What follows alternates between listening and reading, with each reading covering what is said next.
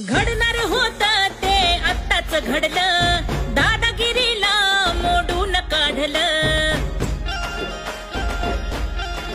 सगळ्या सोयऱ्यांच्या घुसखोरीला वडी गुजरीत हाणून पाडलं. सगळ्या सोयऱ्यांच्या घुसखोरीला